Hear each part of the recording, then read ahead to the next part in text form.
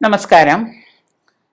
ശിവഭഗവാന് ഇത്തരത്തിലുള്ള വഴിപാടുകൾ പ്രിയങ്കരമാണ്. ഇത് സമർപ്പിച്ചാൽ നമുക്ക് 100% ഫലം ഉറപ്പ്. കാരണം ശിവക്ഷേത്രത്തില് നമ്മൾ പോകുമ്പോൾ എല്ലാവരും ഒരുവിധം ഇപ്പോൾ ഒക്കെ എല്ലാവർക്കും അറിയാം, നേരത്തെ ഒന്നും ആരും അത്ര ഇത് ചെയ്തിരുന്നില്ല പ്രാധാന്യത്തോടു കൂടി. ശിവക്ഷേത്രത്തിൽ ഏറ്റവും പ്രധാനമായിട്ട് നമ്മൾ ചെയ്യേണ്ട 2 വഴിപാടെന്ന് പറയുന്നത്, ഒന്ന് പിൻവിളക്കാണ്. പിൻവിളക്ക് കത്തിക്കുക എന്നുള്ളതാണ്. പിൻവിളക്ക് കത്തിക്കുന്നത് വളരെ പ്രാധാന്യമുള്ള ഒരു വഴിപാടാണ്. സർവഗ്രഹങ്ങളുടെയും നക്ഷത്രങ്ങളുടെയും നാഥനാണ് ശിവൻ, മഹാദേവൻ.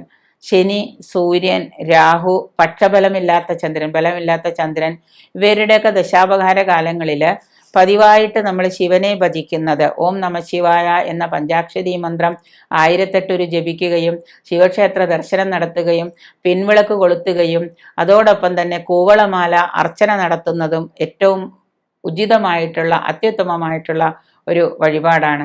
ശനിയാഴ്ച ദിവസവും തിങ്കളാഴ്ച ദിവസവും അതുപോലെ തന്നെ ഈ ഗ്രഹങ്ങളുടെ ദിവസവും ജന്മനക്ഷത്ര ദിവസവും പക്കപ്പിറന്നാൾ ദിവസവും ഒക്കെ നമ്മൾ ഭഗവാന് നമ്മൾ കൂവളമാല സമർപ്പിക്കുക.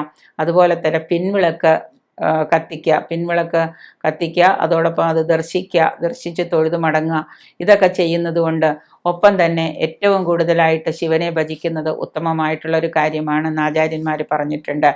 ആഭിചാരദോഷങ്ങള്, അപസ്മാരബാധ ബാധിച്ചവര്, ദുഷ്ടഗ്രഹബാധയുള്ളവര്, ഇതിൽ നിന്നൊക്കെ മുക്തി നേടാനായിട്ട് നമുക്ക് അഹോര ഹോമം ചെയ്യുന്നതും അഹോര യന്ത്രം ധരിക്കുന്നതും ഒക്കെ അത്യുത്തമമാണ്.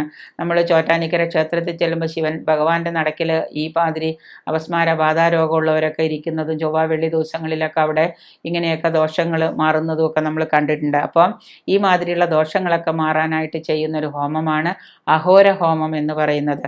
അഹോര ഹോമം ചെയ്യുകയും അഹോര യന്ത്രം ധരിക്കുകയൊക്കെ ചെയ്യുന്നത് കൊണ്ട് ഈ മാതിരിയുള്ള അപസ്മാര ദോഷങ്ങൾ, ആഭിചാര ദോഷങ്ങൾ, ശത്രുദോഷങ്ങൾ, അതുപോലെ തന്നെ ദൃഷ്ടിഗ്രഹബാധകൾ, ആയുസ്സിനേറ്റ ദോഷങ്ങളൊക്കെ മാറുന്നതാണ്. അഹോര ഹോമം നടത്തുന്നതും രുദ്രസൂക്ത പുഷ്പാഞ്ജലി എന്ന് പറയുന്ന ശിവന്റെ അമ്പലത്തിൽ നടത്തേണ്ട ഒരു പുഷ്പാഞ്ജലിയാണ് രുദ്രസൂക്ത പുഷ്പാഞ്ജലി.